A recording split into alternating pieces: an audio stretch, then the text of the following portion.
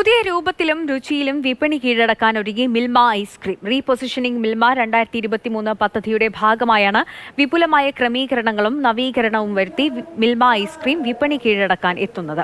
ഉപഭോക്താക്കളുടെ ഇഷ്ട ഫ്ലേവറുകളായ vanilla, strawberry, chocolate, mango, butterscotch അടക്കം വിവിധ രുചികളിലാണ് ഇവ ലഭ്യമാക്കുകയെന്ന് Milma federation chairman KS Mani പറഞ്ഞു.